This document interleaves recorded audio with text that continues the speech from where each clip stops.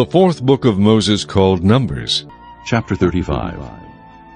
On the plains of Moab, by the Jordan, across from Jericho, the Lord said to Moses, Command the Israelites to give the Levites towns to live in, from the inheritance the Israelites will possess, and give them pasture lands around the towns.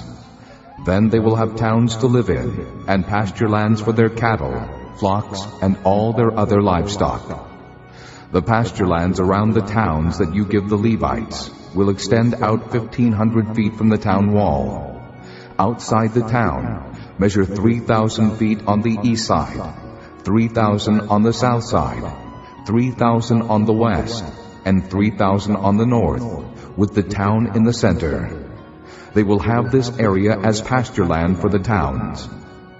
6 of the towns you give the Levites will be cities of refuge, to which a person who has killed someone may flee.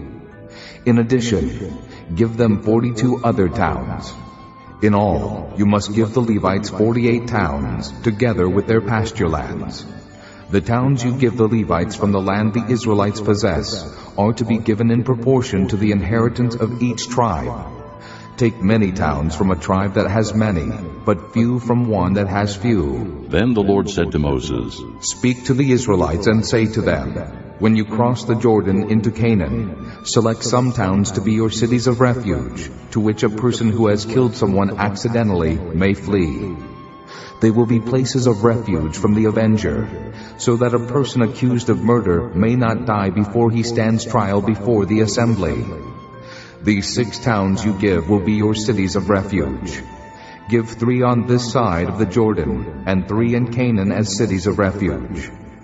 These 6 towns will be a place of refuge for Israelites, aliens, and any other people living among them, so that anyone who has killed another accidentally can flee there.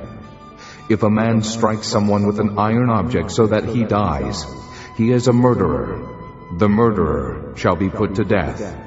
Or if anyone has a stone in his hand that could kill, and he strikes someone so that he dies, he is a murderer. The murderer shall be put to death.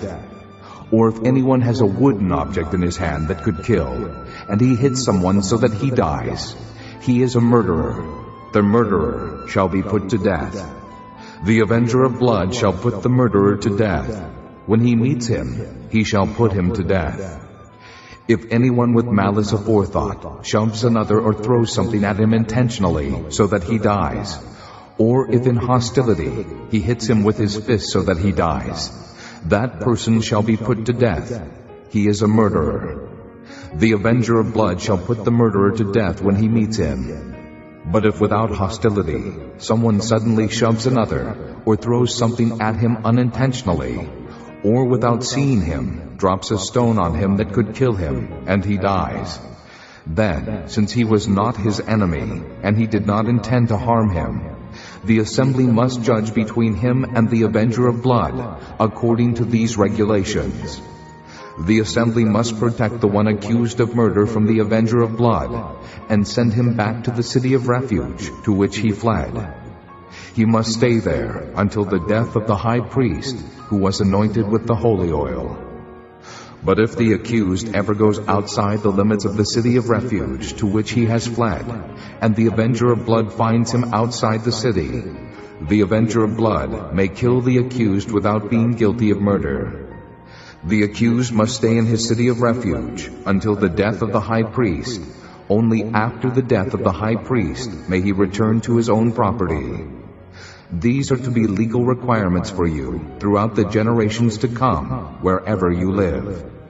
Anyone who kills a person is to be put to death as a murderer, only on the testimony of witnesses. But no one is to be put to death on the testimony of only one witness.